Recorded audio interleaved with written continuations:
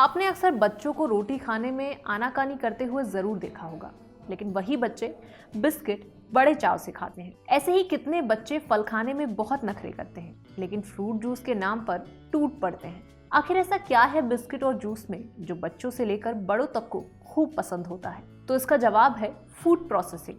Food processing के द्वारा उन्हीं खाद्य पदार्थों को और मॉडिफाई करके स्वादिष्ट और टिकाऊ बना दिया जाता है, जिससे पदार्थ एक निश्चित समय सीमा तक खराब नहीं होते हैं। हालांकि अगर स्वास्थ्य के दृष्टिकोण से बात की जाए तो ये मूल भोज्य पदार्थों की तुलना में कम स्वास्थ्यवर्धक होते हैं।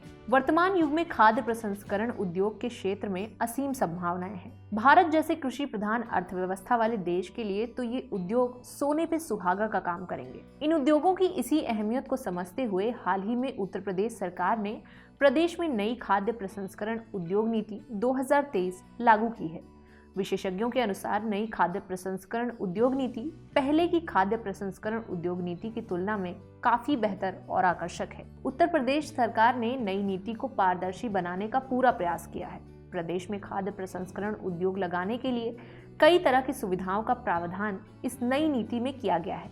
इस नीति के तहत नया उद्योग लगाने पर 35% या 5 करोड़ तक के अनुदान का प्रावधान किया गया है।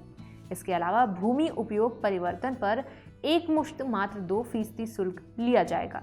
साथ ही साथ उत्तर प्रदेश में नया खाद्य प्रसंस्करण उद्योग लगाने के लिए 1 करोड़ तक के ऋण पर ब्याज में छूट भी प्रदान की जाएगी। प्रदेश में कोल्ड चेन की स्थापना करने पर उद्योगपतियों को 10 करोड़ रुपए की छूट प्रदान की जाएगी। इसके अलावा उद्योग के लिए दूसरे राज्यों या बाहर कहीं से भी कच्चा माल मंगाने पर प्रदेश में उस पर मंडी शुल्क नहीं लगाया जाएगा। साथ ही साथ उत्पादों का निर्यात करने पर लगने वाले भाड़े पर 25% अनुदान भी दिया जाएगा।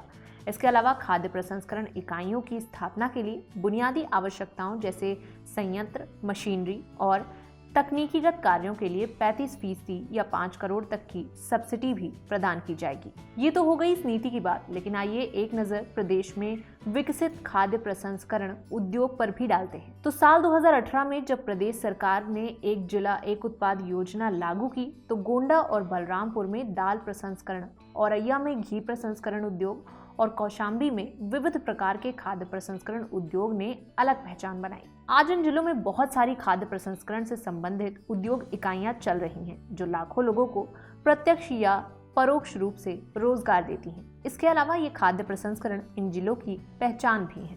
वापस अपने मुद्दे पर आते हैं और नई खाद्य प्रसंस्करण उद्योग नीति की बात करते हैं। इस नई नीति के तहत प्रदेश में खाद्य प्रसंस्करण उद्योगों की स्थापना करना और भी सुविधाजनक और आसान हो जाएगा, जिससे प्रदेश में नवीन उद्योग इकाइयों की स्थापना होगी और प्रदेश के लाखों युवाओं को रोजगार मिलेगा। साथ ही साथ निर्यात भी बढ़ेगा, जिससे प्रदेश की संरचनात्मक अर्थव्यवस्था में भी सुधार आएगा। तो आज की वीडियो में बस इतना ही। इस वीडियो में दी गई जानकारी आपको कैसी लगी कमेंट बॉक्स में लिखकर बताना बिल्कुल ना भूलें। देखते रहें और करते रहें बातें यूपी की।